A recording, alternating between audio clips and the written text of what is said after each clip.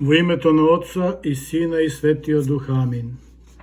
Почитувани, овој пат ќе зборуваме за бракот. Што е брак? Каква е целта на бракот? Како учи Библијата за бракот? И бракот како клуч на Царството Божио. Најпрво ќе кажеме дека бракот е божанска институција која ја сочинуваат две личности од различен пол, машко и женско. Поради важноста, бракот се проучува од разни аспекти, како научен, духовен, филозофски, социолошки и така натаму. Така правната наука има свое гледиште кон бракот, социологијата го посматра од друг социолошки аспект, а пак религијата му дава духовна димензија на брачното здружување на мажот и жената. Бракот како основна келија во општеството има важна улога во градењето на заедничкиот живот. Речено е, каков е бракот, такво и семејството, но и заедницата. Во бракот лежи структурата на семејството. Многу е важно како родителите ќе ги воспитаат своите деца и во кој правец ќе ги насочат. Во домашното воспитување родителите им го одредуваат правецот каде да се движат во животот и ги насочуваат во какви личности треба тие да израснат. Од родителите децата ги добиваат првите информации и ги учат првите зборови. Освен тоа, тие треба да бидат нивните први учители на вистинската вера. Примерот на родителите најдобро ги воспитува децата. Домашното воспитување подоцна се рефлектира и во општествениот, па и во духовниот живот. Често ќе слушнеме, тој или таа се со добро домашно воспитување, или тој е без домашно воспитување. Секако дека се случува отстапување во однос на нивното поведение, но сепак основата е во бракот и во семејството. Поради комплексноста, тешко е да се одреди вистинска дефиниција за бракот. Таа варира во зависност од различите култури кај народите, но и од менталитетот на луѓето. Гледано од правен аспект, бракот е општествено признат сојуз или договор помеѓу сопружниците, мажот и жената, каде што меѓучовечките односи се почитуваат. Во најповеќе случаи бракот треба да биде признат од државата, па и од верската заедница. Луѓето стапуваат во брак од различити побуди. Некои од нив се правни, некои емоционални, финансиски, духовни, религиозни и слично. Изборот на сопругот или сопругата може да е под влијание на некои социјални ограничувања, а некогаш и по избор на родителите. Во светот уште се практикуваат однапред уредени бракови или бракови по наредба, детски бракови, полигамии или принудни бракови. Во современиот свет, заради заштита на човековите права, принудните бракови се забранети. Често врз основа на религиозното убедување зависи односот меѓу сопружниците. Затоа најубаво е сопружниците да се од иста верска заедница со еднакво идеолошко убедување, но бидејќи тоа не е секогаш така, неопходно е да најдат начин и сили да ги ускладат своите убедувања како не би дошло до несакани последици. Во некои места, а такви случаеви има и меѓу нашиот народ, правата на жената се ограничени, така што таа често е изложена на малтретирање, па дури и физичко насилство. Во многу случаеви мажот се поставува како стопан или господар на жената. Таквиот однос во никој случај не е оправдан. Ставот на православната црква е јасен. Мажот и жената се во еднакво достоинство и еднакви со сите права и должности. Православниот поглед кон бракот. Поради важноста за православната црква, бракот е централен елемент во формирањето на домот и на семејството. Тоа значи дека бракот е нешто повеќе од обичен договор или човечка институција регулирана со традиции и граѓански закони. Затоа православната црква посветува големо внимание на бракот, сметајќи дека бракот е многу значаен настан во животот на христијаните. Според Библијата, бракот не постанал самиот од себе, ниту па го измислил човекот, туку самиот Бог Господ. Бог го создал бракот, или поточно, бракот е Божја уредба. Речено е, затоа мажот ќе се прилепи кон жената своја и обата ќе бидат едно тело. Книга Постанок, глава 2. Оттаму црквата му дава голема важност на бракот, го благословува и го брани. Господ Исус Христос присуствувал на свадбата во Кана Галилејска и таму го благословил бракот. Евангелие по Јован, глава 2. Бидејќи бракот е темел на идното семејство, затоа православната црква го почитува. За нејзе бракот е света тајна. Апостолите во своите посланија зборуваат за бракот. Светиот апостол Павле дава упатства на сопружниците, но исто така им кажува кои се нивните обврски, односно како треба да се однесуваат и како да живеат оние кои стапиле во брак, па вели: бракот да биде чесен и постелата на бракот чиста. Послание до евреите, глава 13. Од тука ќе речеме дека православната црква учи дека бракот не е обична согласност меѓу мажот и жената за заеднички живот, туку тоа е нивни сојуз со Бога. Затоа светиот апостол Павле на прво место ја става чистотата на бракот. Со чувањето на чистотата, сопружниците го прават првиот заеднички чекор на патот кон вечното спасение. За да се постигне тоа, неопходен е труд и напор за победа над сите искушенија и негативни предизвици. Така гледано ќе мораме да признаеме дека главната цел на бракот не може да биде земната среќа, ниту раѓањето деца, ниту телесното задоволство, оти се тоа нешто од второстепено значење. Ако сопружниците така го сваќаат бракот и нивниот пристап биде согласно христијанското учење, тогаш брачната заедница секогаш ќе остане цврста и неразнишана. Тоа треба добро да се разбере и на таа основа да се гради бракот. Ако човекот не постави правилен темел на бракот, тогаш на крајот се ќе испадне наопаку. Вистинското христијанско разбирање на бракот го надминува времето на овој привремен живот на земјата.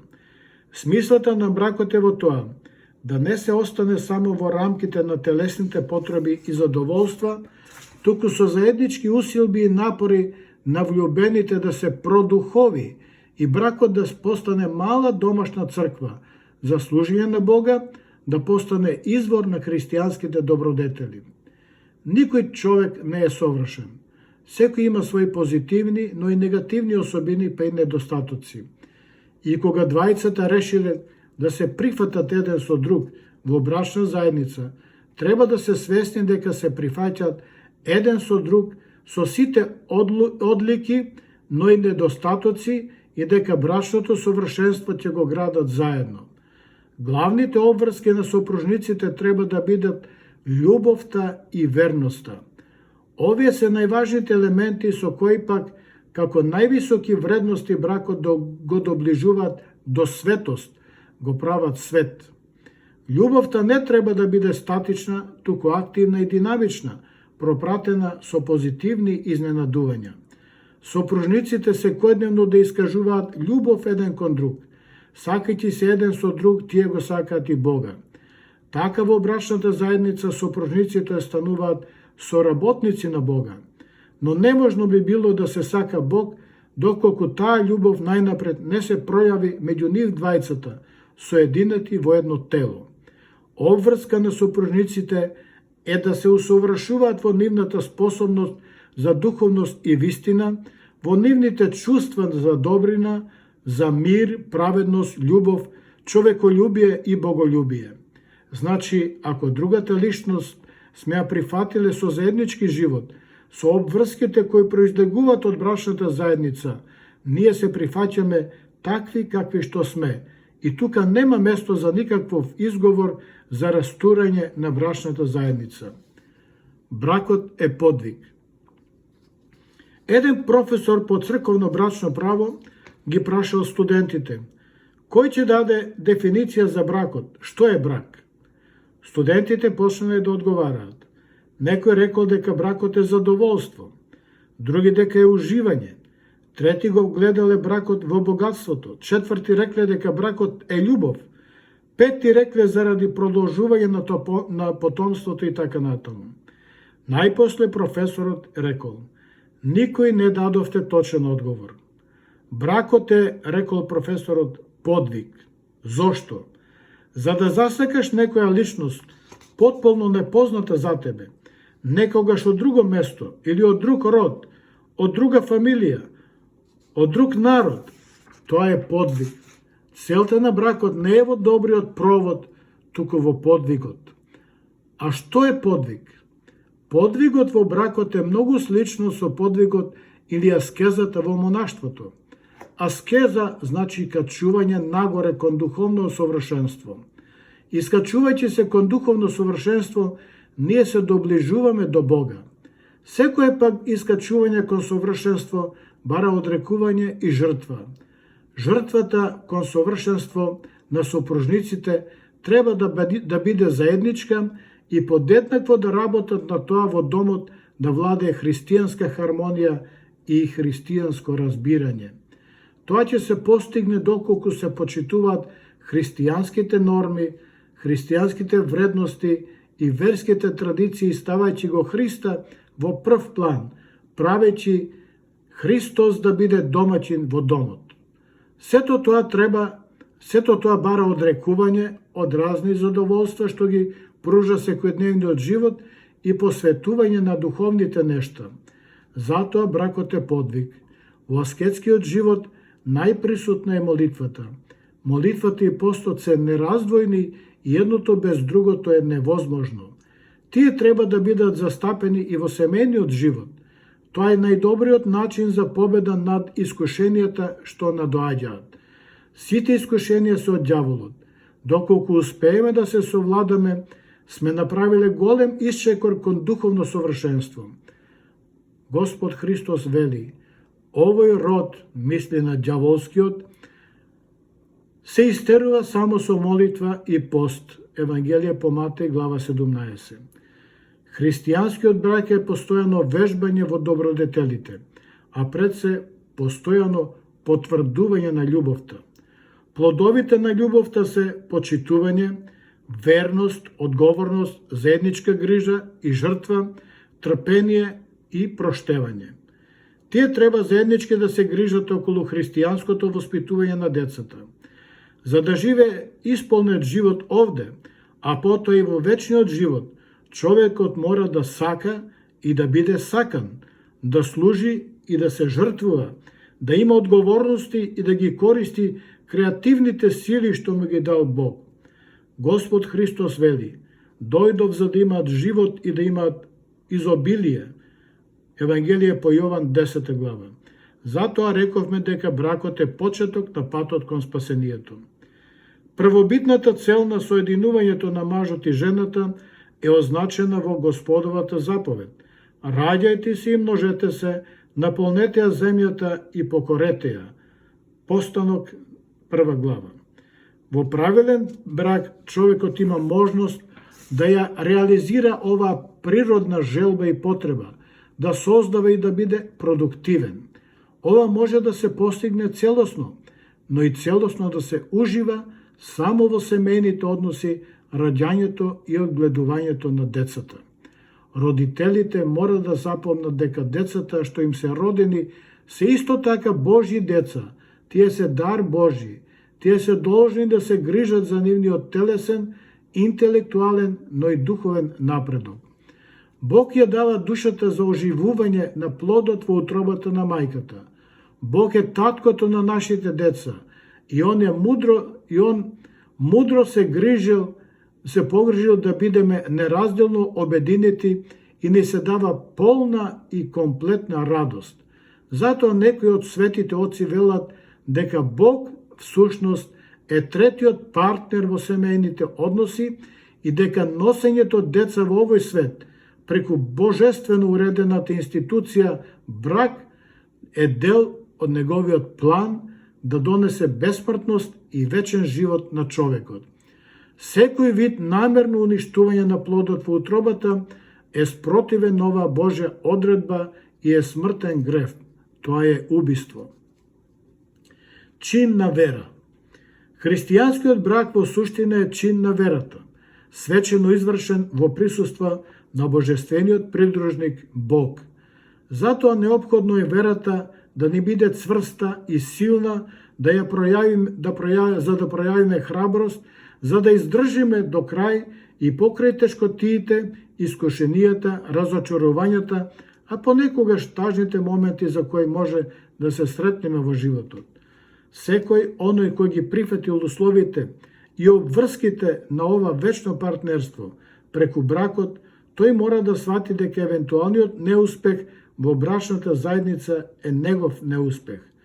Колку и да е успешен човек во други активности, во бизнисот или во општествените дејности, ако не може да ги исполни брачните обврски што му ги наложува вечниот завет зададен од Бога, тогаш неговата казна ќе биде страшна, губење на небесната слава, како и одговорност и за оние за кој е одговорен, а тоа се децата. Чинот на венчавање. Ако веруваме дека бракот е првиот чекор кон вечното спасение на сопружниците, тогаш тој треба да биде склучен по сите црковни правила и одредби. Преку чинот венчавање на сопружниците им се дава посебна Божја благодат за зајакнување на нивната меѓусебна љубов и преуспевање по Божјиот пат кон спасението. Треба да знаеме дека Божјата благодат не се дава на сила, но ние треба да ја прифатиме Христовата рака, која ни е постојано подадена кон нас, кон секого од нас. Најдобро е чинот на благословување на бракот да се извршува во храмот, тоест во црквата, пред светиот крст и пред светото Евангелие. Две важни работи и припаѓаат на видливата страна од бракот, и тоа свечена изјава на младоженецот и невестата пред светиот олтар дека слободно стапуваат во брачна заедница и свечениот благослов на нивната брачна врска од страна на свештеникот, кој им става венци на главата и ја кронисува нивната врска. Најправилно е склучувањето на бракот да се извршува како составен дел од светата литургија, при што младоженците ќе се причестат. Светата причест на бракот му дава посебно значење. За ова многу убаво запишал црковниот учител Тертулијан, живеел во вториот век, велејќи: бракот е уреден со црквата, потврден со бескрвната жртва, со светата причест, запечатен со благословот на свештеникот, а на небото запишан од ангелите Божји. Чинот на венчавањето е исполнет со символизми кои потврдуваат дека мажот и жената се кронисуваат еден со друг, тоест и двајцата постануваат едно тело. Марко 10 глава. Надворешните дејства и изгледот се потврда на духовната реалност на венчавањето. Самиот чин се состои од два дела – прстенување и кронисување. Во минатото било пракса овие два дела да се извршуваат одвоено, така што прстенувањето се извршувало на веридбата, а кронисувањето на денот на свадбата или венчавањето. Денес тие се извршуваат заедно како една целина. Кога нововенчаните младоженци ќе излезат од храмот, по добиената Божја благодат што ја добиваат при венчавањето, тие излегуваат како семејство. Од најсторо време прстените представувале символ на бракот. Тоа значи се завршува еден начин или еден круг на живење и започнува друг. Невестата и момчето ги разменуваат прстените 3 пати во чест на Света Троица, символизирајќи дека во бракот нивните дарби, таленти и великодушност ќе ги делат еден со друг. Во православната црква прстените се стават на десната рака, затоа што десната рака според традицијата представува символ на сила и почит. Променувањето на прстените ја символизира нераскинливата врска во христијанскиот брак. По ова следува благослов даден од страна на свештеникот и менување на прстените од страна на кумот. Дали е неопходно венчавањето во црква? Некои луѓе и денес се прашуваат дали е неопходно венчавањето во црква. Со други зборови, во двоумење се дали да побарат нивната љубовна врска да биде благословена од свештено лице, тоест од Бога, или доволно е тоа да го изврши државниот службеник. Претходно доволно кажавме кои се мотивите и зошто е неопходно бракот на секој христијанин да биде благословен од Бога. Неблагословениот брак е отстапување од верата, а тоа пак не оддалечува од Бога, но црквата никого не принудува.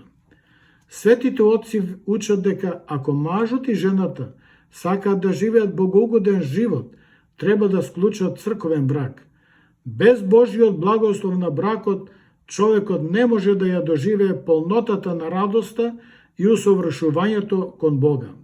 За христијаните единствено прифатливо е од Бога благословен брак или небесен брак.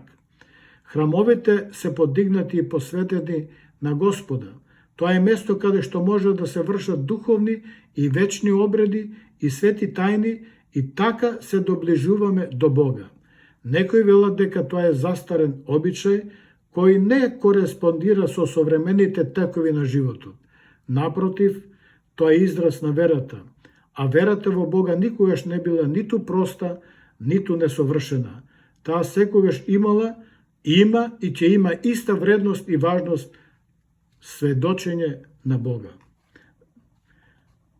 Иако ги препознаваме граѓанските бракови, склучени од службеници или други лица со законски овластувања, ние веруваме дека само благословениот брак од свештено лице е потполн брак.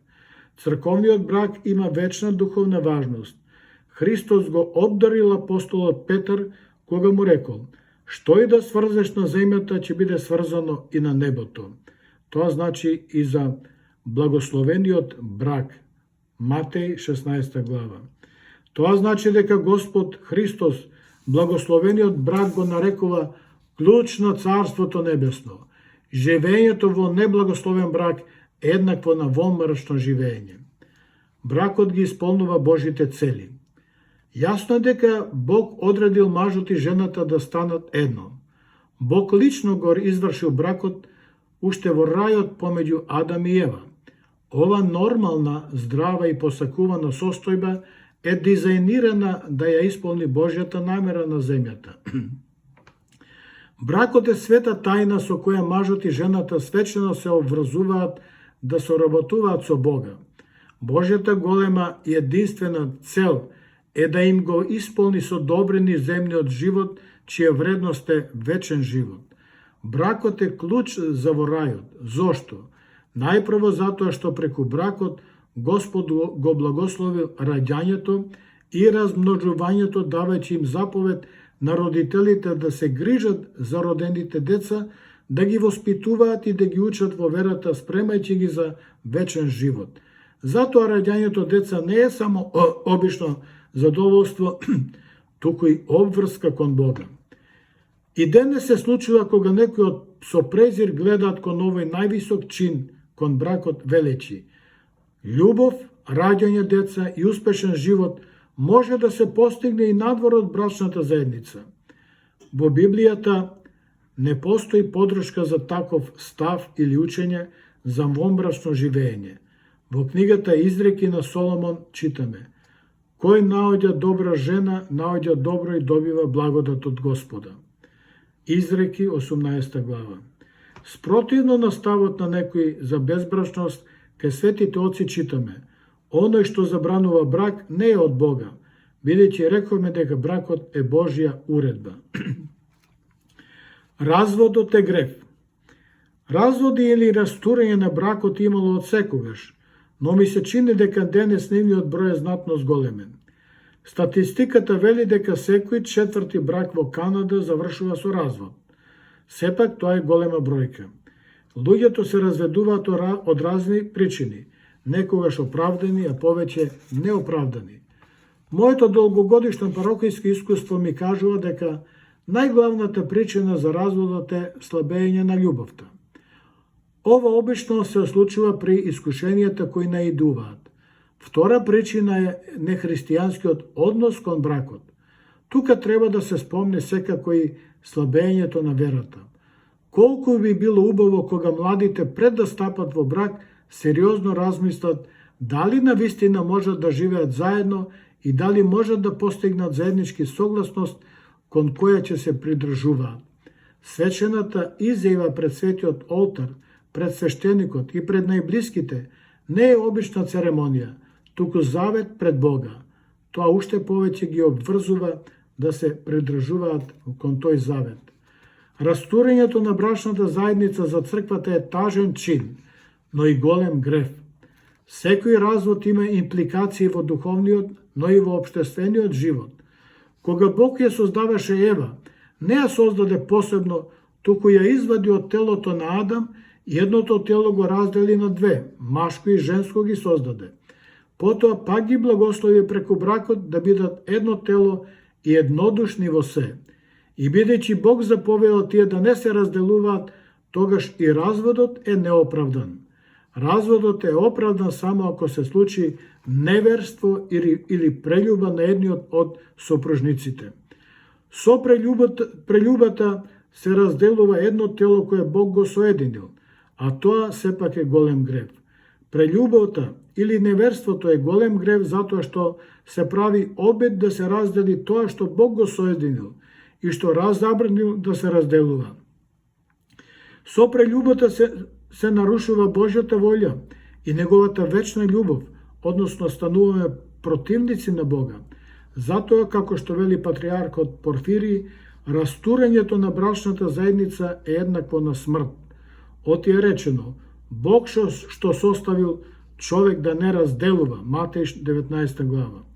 Со ова Христос забранува мажот да ја замрази или остави својата жена, но и обратно, жената треба да го чува и да се грижи за својот маж. Бидејќи мажот и жената постануваат едно тело, тоа значи дека и се друго во бракот им е заедничко и нема повеќе мое или твое, туку наше. Кога Господ Христос ги нарекло љубовта кон Бога и љубовта кон луѓето две најголеми заповеди, Он со тоа ја прославил љубовта како христијанска добродетел. Сушност, ние сме научени дека Бог е љубов. 1 Јованова 4 глава. Љубовта е основна одлика на Божиот карактер. Се што Бог прави е полно со љубов. Исто така, се што прави Он е праведно и правилно. Бог е совршениот пример за вистинска љубов. Па бидејќи Бог е вечен, љубовта исто така мора да биде вечна, а нејзините плодови и благослови мора да се прошират ни сите денови што доаѓаат. Но за да уживаме во привилегиите и придобивките од вечната љубов Божја, како што им е ветено на сопружниците, треба да работиме на одржување најнапред на меѓусебната љубов. На крајот ќе речеме, бракот е Божја уредба. Бог лично го изврши првиот брак уште во рајот помеѓу Адам и Ева. Затоа христијаните за успешен брак треба да се придржуваат на христијанските норми. Црковниот брак е клучот за во рајот. Во црковниот брак, а преку благодатта Божја, мажот и жената се осветуваат и стануваат мала црква. Амин.